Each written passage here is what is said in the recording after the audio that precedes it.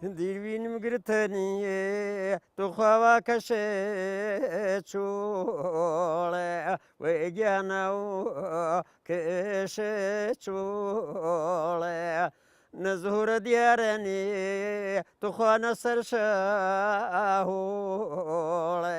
و گناو سرشاهوله کلسی چریجی تو خواو گرده سوره و ایگانو گرده سوره سرجور و نو تو خوا پاینشی نوره و ایگان پاو نجیچی نوره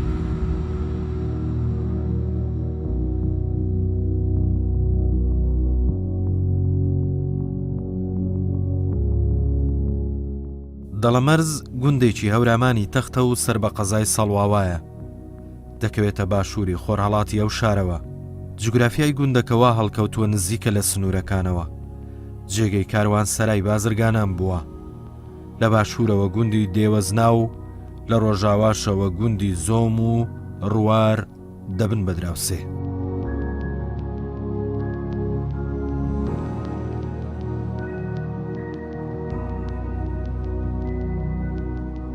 دەڵەمەرز قەبلەن بە نامێ داڵەمەرزی بێنێ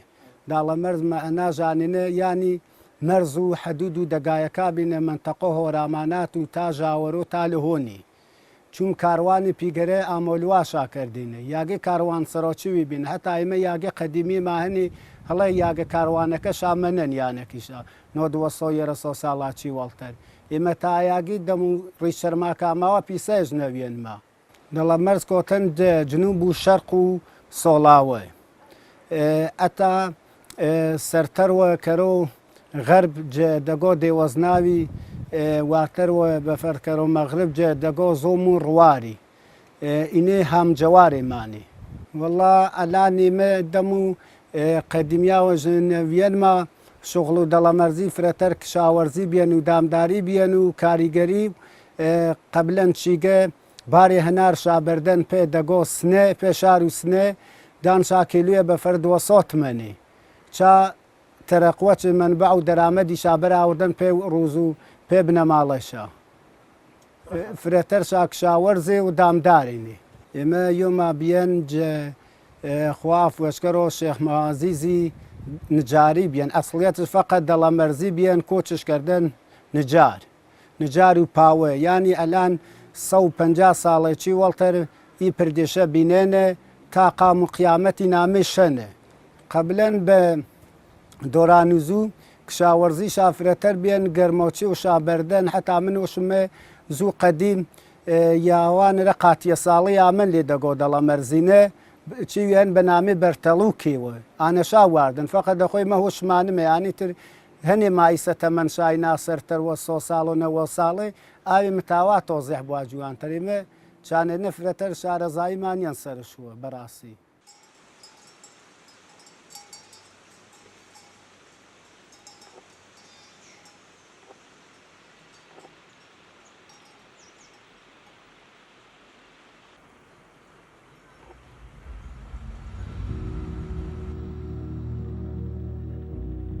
بەهۆی بوونی ڕووباری سیروانەوە کە بەناو گوندەکەدا تێدەپەڕێت کشت و کاڵ و ئاژەڵداری بووە بە پیشەی سەرەکیان گوندەکانی هەورامان جوگرافیایەکی سەخت و شاخاویان هەیە ڕێگەی هاتوچۆیان زەحمەتە و دوورەدەستن لە شارەکانەوە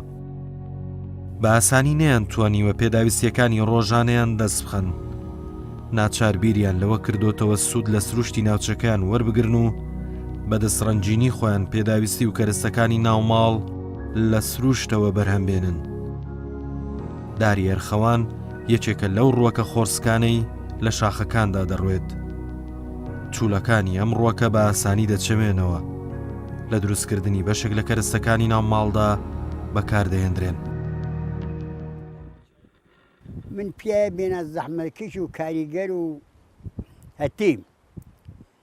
ئەڵام شوشکردن و ترس بەوە پیارێ و وێلات بینە ڕەنجبەری ئێ و نۆ ئەوی و ئەپاسە بە زەحمەت و فیر و ئی کاسپیە بێر وەختێ زمسانێ وەختشانەی تۆڵێ گیر و شاوە ما باغي كاريجر بينا خواش مهندس بينا نوع كاريجر إلا ولا طالوان العراق كاريجري مكردن إيران إنه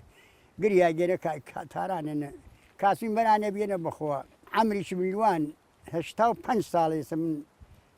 وش ما يبي زمانه الشهري وري من بينا عند الشهري وري كي بين تنا صالح شي وقتها اي طولي شوين خوي معي كدني بيرسخ انساني هر خوي ميلشن الى خوي نايش اكسج انسان يعني يجير بينو جو نونينو عروس قال ينش اي قسم شفتن بي منطقه هرمانيه شو نهمن والله بي بلبختي بي مقصود شياجينا توز تم حاجات انا مسؤول من يرينا طولي ملي أرخوانا جنسيا أرخوانا ما شاء خذ دينتها بريش وترو خوا ماروي خوا وهاري ماروي تر بايزي شو بلا بوشن غلاس ريزو يستهي مازوشن والله ما غلاس ريزو بريش يتنين شو نام بنيشا لنا يا جن سرمبو بريشا بنيشا وشكينا باو وشكي باو مير على زماني تزمساني جيري شاو تا زمساني تمام متر نازي وشكي باو تاي همش جيري فقط شو شرط ترى بايكشان مناكبو نبنيش اللي دلقنا أوي شاشاني بنيش اللي أوي فرق خراوية فقط مو بحتوى بنيش اللي أوي شوين شامنين أخوي مع بعض كذا بي إنسانية خاصن بي تابعوا مقصود منطقة مفرق خاصة اللي طول كابريز مسانا بيكارني روينا سنة دو داني جيريو وشر خاصا والله قلت شو سنة دروس كريو إن أنا سنة برنجي وش ورد أنا برنجي نا وردينا طول شا برنجا كرينا تبرنجا مخراويو وردي إني جاينا فقا أنا يلي نو برنجي على وردينا طول شا جاينا إني نو برنجي نو نانا سنو كشكا نو بايجان وش كردي نو قلت شو سنة وش كريو نصر نش بهانيا خم بالمزانيا نو كريو نو وينش بنا وين جورش نانا سنة هشتا ساندي شنو جيريو غوري مخصوص زلترا على تمتاوي غير كل جورش بنا سوارش بنا جينا هذا تشينا كمزان دينو ادس بيونو من هناري كني ناهموري كني نام بعد باخي انا شو سنه جام ريو يتولي شو نعمه اخوي مع بعض كذا في بشري في انساني شو اخوي ميلشن يتولى اخواني ما جاش بنا اخوان هنا حال من وين مش مي لباس ما قلت بدس وين ما انجام دريان حلي بعد يجي وجه باطولي وجه شهرانكي وجه حتى دزمان بروس دزمان سريشو حربوي ما بالرسي بدوكا بيس جرن خد ماكينه نبي بيدمو ماكينه نجا بدوكا بيس والله يزمي قال ما نجي تاشما فقط نامي تاجر اجنبي ابو قولي شاورنا لوكا كذا مخصوص برسيان شا كذا شاب لباس بي ما شوران بجم نام برقن نام برمرز كريني شهوران جينا فريجي هنا قد سوي مانج كلاش بالا هنا حد شرم من حيواني كريني بالا حد والله شهور بزناني المقصود بدنا قرواران بالرحمة جدايا بين الوقتين بنينور جزر ما كذا والله برد بنينور خود نامي أجنبينا نام برد طلق ما واردن بلو ما واردن زمانه قراني نبي يعني مشكلة فرع من أوروبا مقصود منطقة فقط إيه هرمانة والله فرج بس زي حج بوجدي وش زندگیش کردن.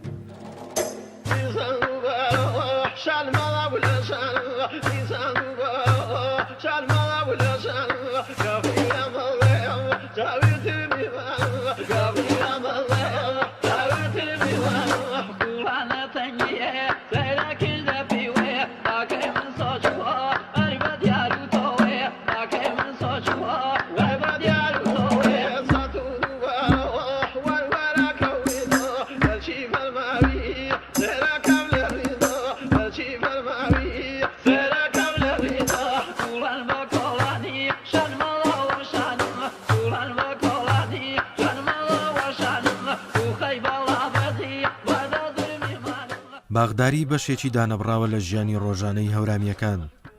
بەپێی ئەزمموی باخەوانەکان لە هەر ناوچەیەک جۆرێک یان چەند جۆرێک لەو ڕوەک و میوانە دیاری کراون کە لەگەڵ کەشوهەوای ناوچەکە و زەویەکەدا ساز بن. دانیشتوانەکەی هاندراون بە ناشتنی ئەم ڕووەکە لەم گوندەشدا هەنار پڕ بەرهەمترین جۆری ئەو ڕووەکانەیە کە سوودی لێوەرگیراوە.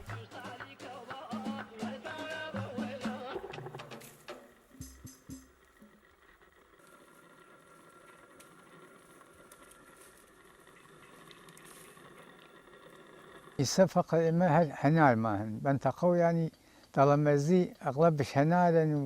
ئەپاسە هەشت ساڵ و چیویش ئەنازیە هەنێ کەمن فقط ئێتر ئەکسەرش هەنارن و هەنجیریش مثلا دەوڕواییە قەڵەم شاوردن نیان شاکەمن هەنجیر هەناریش زمانی قەدیم ئەی هەنارەکەوە بێنە بازێکیش تۆش بێن زمانی حەسەن خان ئامن ئی منتەقە دوان منتەقە و ساوەینە قەڵەم مژاوردن قەڵەمەکەش ئاوردن نیان شاب قەڵەمەکە پەقش بێن ئێستا هەنار ساوەما هەن هەنار دنکە سیاوش ماچمێ هەن ماچا پەیتینیش خاسن نوۆشی و چێوی جار دنکە سیاوە هەناری کەوەما هەن ئانە قەیمی بێن ئەغڵبش هەر هەنارەکەوە بێ قەیم ئاوداری چەن و قەویە چەنێ هەنارەکەوە ئی هەنار ساوە مشوێن بە هەنار ساوە منتەقە و ساوەی وە ئاودەن شا قەڵەمەکە منتەقە و ساوەی وە بە هەسەر ئاوختە دوانی ماشین نەبیێن تا هەر چنە ڕوێ دوانی تامینیوە ئا قەڵەمە ئامەنی و ئێتە قەڵەمەکە پەخش بێن و مەسوێن بە هەنار ساوە ئێتە ئانەیە مەسوێن هەنار ساوەما هەن هەنار پۆزباریکما هەن ڕوبش فرن ئا پۆزباریکە ناسکەن فقط فرق مثلا ئاوارن ئا پۆزباریکە ئا جۆرە هەناری ما هەنێ چێوێ من بزانم قەدیم من مثلا نزیکەوە هەفتا ساڵە عەمر من دەش حتمما فکرم نییە چەنی بێن فقط ئی 6 ساڵە بزانیم مەسەڵەن ئێستا ئی هەنارە مەسەڵەن هەنارە ئەغڵب گرت واران شاب ساوە ساوە کەم سەمەرێکیش کەمن ئا هەنار ساوە فقط ئا هەنارە پۆزباریکە سەمەریش فرن فقط فرش تەقۆ نیەن پۆسیش باریکەن تەقای تەقۆ دنکە سیاویش ئێتر ئایش فرش تەقۆ هەناریش ئاوارن و ڕووبدارن سیاون دنکەکیش ئی جۆرە هەنارێ مایە بێنی ینی من خەوەر بزانم ئێستا باخەکە تا فەرمایی فرەن قەدیم کەم بێ مەسەڵەن خوانشینێ بێن ئێتر هەمێڵ نەێنێ بە باخی هەر کەس بازێ و تەڵانیە دوێ تەڵانێ هەناریشا بێنێ سەمەری عالیش گێرێنێ مەسەڵەن وێما دوێ تەڵانی هەناری ما بێ بە 5 بارین بەردێنێ سنە بە هەسەرە دە یە 4 بارین بەردێنێ پێی منتەقە و بێڵەواری پێک خەلەی ئەوتە خەلە ئیگە مەسەڵین بێ خەلەی ڕواجش بێ دێنمش بە خەلە ئێمە واوەزێ بن دوێ نەفەری ئاو گرد و باخەکەی دارێنینە و ئانێکە بێ فقط ئیسە مەسەڵەن هەیە پێی وشەن و باخەکەیش فرن ئەوەکە ڕسایی مەکە هەنارەکەیش سەمەرش کەم عەمەلیمە ئینە ئانن ئێمەش شاونشینە بێنمێ دوێن مێشا و ژەنی ما بە کۆڵێ وەروارێنێ پەیاوێ هاناوەما نەبێ سەرتەروە ئی وایە ما بێکی نزیکەنە هاناوە بێ ئایشە بە کونە ژەنی ئاویایێنێ پەی واردێوارەکەمان نەبێ لاوانەکەینە ژەنی لێ زەحمەتی نەبێنێ ژەن و پیازە قەیم فرە لێ زەحمەتی نەبێنێ ئەدمی ڕۆحێژ ئازاد بێ ئەنە سەرحاڵێ بێنێ ئەنە وەشحاڵێ بێنێنێ وە لە ئاهواییە شۆخی کردەی پیاە مەسەڵەن ڕیچەرمێ بێنێ دەستکردن شۆخی کردە ئیسە ئا نە شۆخیە منن نە ئا محبەتە قەیمیە منن وەڵا ئا هەنارە چیگە هەنار بە زەمینی کەوتن زەمین هەنار من تەعەجب کردن هەنار خاکیش فرە بوو هەناریش زوو تەژنەش بوو خاکەکەش مشی و هەز بوو فقط خاکیش ڕێزدار بوو هەناریش دێ تەژنەش بوو سەرحاڵی چەند هەناری عالیش گێرەوە ئینە ئانە مەسەڵە هەناری جێتر بە مەسەڵەن ڕەسەنن قەڵەممە مەسەڵەن دوای بزانم کەم بنێ عالەنە قەڵەمێ ماوەدە نیانما چا قەڵامیە پەخش بێنەوە مەسەڵەن ئیدی قەڵەمی ئەو ئێتر چا قەڵامیە چی فرە بێن بە خەڵەم بە یەرە ساڵە مێ سەمەر یەرە ساڵە مێ سەمەر 5 ساڵە سەمەریش دەدەم وەرەوە ئێتر یا وشکەن یا وەرسۆچنۆش یا ترشەن فقط 5 ساڵە ئێتر هەناریش مەسەڵەن مرۆ بازار هەناری بە قەڵەم کویرە 5 ساڵە ڕوانە بازاری کردیەوە بە 5 ساڵە ئێتانجا ڕۆن بازاری کردیەوە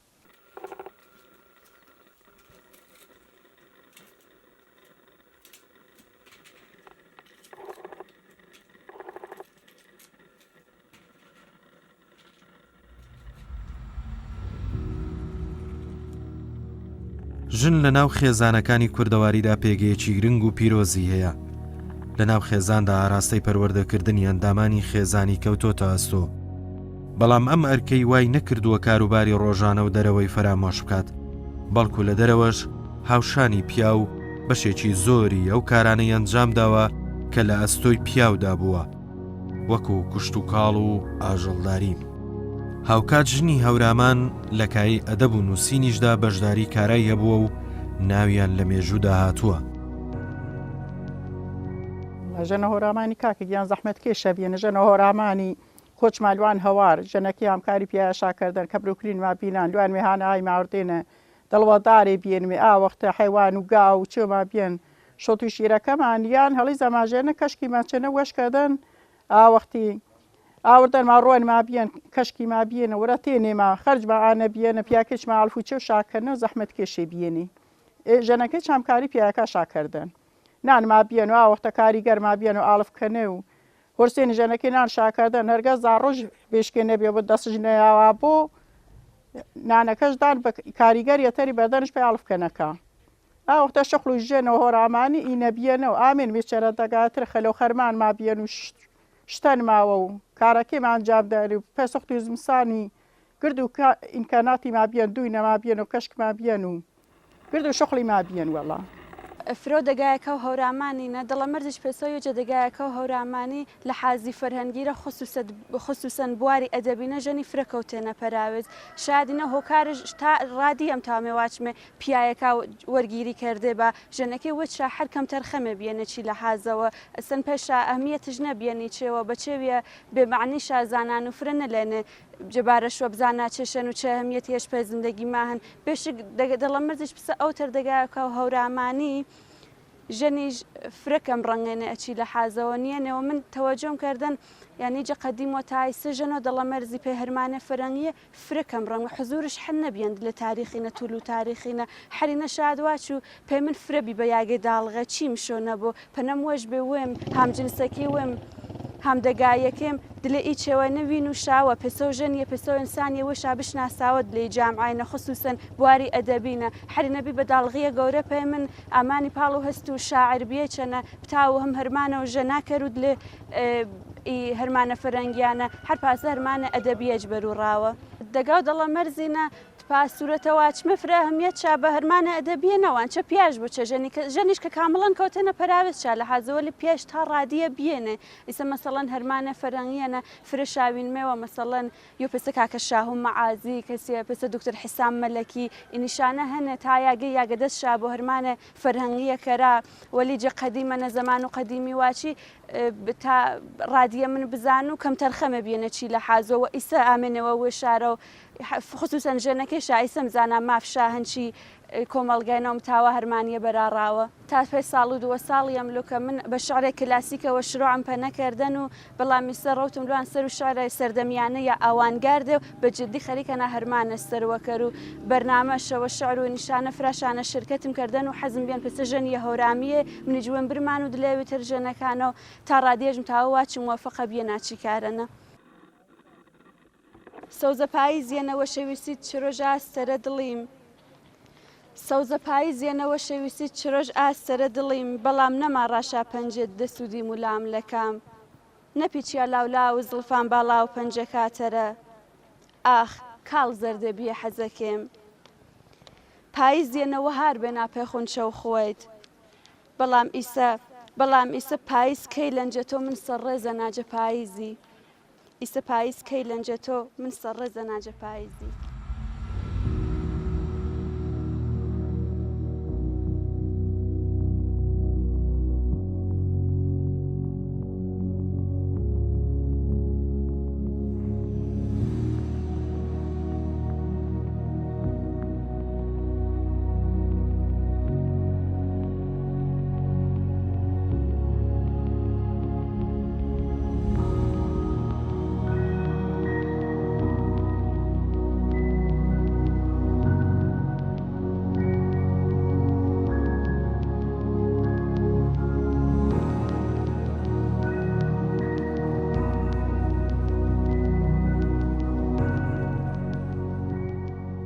لە زۆربەی یاواییەکانی هەوراماندا مەزاری پیاوچاچێک یان پیرێک دەبیندرێت کە لە ڕابردوودا پێگەی یاینی و کۆمەڵایەتی لە ناوچەکەدا هەبووە و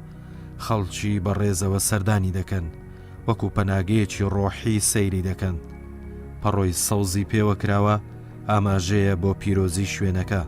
خەڵکی ئێرە بۆ دەرباز بوون لە کێشە و ناڕەحەتیەکانی ڕۆژگار ڕووی تێدەکەن بە نزا و پاڕانەوە نیازی دڵی خۆیان دەکەنەوە پێیان وایە ئاواتەکانیان بەدی دەهێنێت و چارەسەری نەخۆشیەکانیان دەکات. اینە ژەنیە بینە ژەنیە جەتەهینە وارەزا و شەفیحەی بینە شەفیحە باوایە مەبیێن ئامینە چێ حیوان و چێ و ژاوردن پێی گەیە ژەنە و شامرایی بینە ما شامرایی یا ئەری پاسە بینە ژەنە و شامرایی بینە باوایی ئاوتە وارەزا و تاتەیم بینە ئامینە گۆرەکی ژامێ بێ چیگەنە حۆ سوارێژ دینە حۆ سوارەکە یۆشا شەل بیە ئەسپەکە کەوە بێن و شەل بیە ئاوتا من واچن مێمانیانە باوای مامی با بلم سەردەم شاوە میا چی مێمانی نیێنێ میا چیگەنە تەماشاکە چینە مێمانی هەنوێنە ئەسپێ هەنێ ئەمێ چی سم و ئەسپەکە ئاچیگەنە کویانێرە یۆشا شەل بێن ئەسپەکە کەوە بێن حەف دانە سوارێ بین ئەمێ چیگەنە گمێ بینە من دڵم ڕێ شەرما واژ نەبێنم ئامینە گمێ بینە یاواشی ئامینە وتر چرمزانە چیگەنە بە نامێ حۆ سوارەی وە ئەچیگە نامێژ منیا نامێژ منیا و سەلامەتی جەنابیت تر مەسەلەن ئینە شەخص بێن ئینە تر تاتەی وەرمش بۆ دیێن هەر ئینە دەوروبەر شەرە ئینە حەسارە تاتەو منچنیان شەخصەکە تاتەو منچنیان یاواشە ماریە واردن چیگەنە ماریە واردن واتەنش ئەگەی مارە پیماریە فۆتیانی تۆنەکە فڕدەیرا وارە یاواشە تر هەر هیچ شپەنە نامن و سات مارەکەی واردن و ساق و سەلیم هەن نەیەش شپەنە یاوان و نەهیچ عقیدەش بێن میا چیگەنە تەهین کرا تەواف کرا تەوافەکەشە قبل و قبول بوو ئەچیگەنە هەتا جەتاران وامینی ئیگە جەتاران وامینی منە کورشا مەسەن زوانش چەنە نەبیێن ئامینی ئەچیگەنە زوانش وەربیێن ئەچیگەنە هەر جەتاران وامینی فارسی جەتاران وامینی و هیچ شخص شاهینکردن بەنامی وەرمشانیان چاگۆ بەشپی شخصیوە یاواشە ئامینی چێنە تەواف شاکردن دڵە مەزیێت هەتا دیێنێ ئامی چێ تەواف شاکردن کوڕەکە زوانش وەربیێن چنە ساڵی بێزوان بیان عقیدەشا هەن پەنە پێی یاولێزی پێی نوەشی کەسێ مثل زوانش نەبوو مثل عقیدەشا فڕی ناپنش پێی بازێ پێی گرد و هەرەکەتا عقیدەشا هەن پنش پێی گرد و هەرەکەتا پێی ئیتیفاقا مثل میا چێنە تەواف کرا ئینە گری ئاڵای مردمی مثل هین کردینە مردمی مثل کردینە پۆرۆ تەواف ئامێ تەواف شاکردن و کەنەش هەبا هەتا نەگی دەگاوێما گرد هەتا جەتاران وەجێ پرسان وەجێ گرد و شارەکەوە میا چێنە تەواف کرا وسمينا وسني سالي بيبار وسمينا وسني جل سالي بيبار وشيب أرزيك الهرم ديار وشميب أرزيك الهرم ديار دانیشتوانی دەڵەمەرز بە شێوازی قسەکردنیاندا دەکەونە هەورامانی تەختەوە ژن و پیا و جلی کوردی لەبەر دەکەن پەیوەستن بەو دابوونەریتانەوە لە هەوراماندا پیادەکراون شێوازی ژیانیان هەمان و سیستەمەیە کۆی هەورامیەکان لەسەری دەڕۆن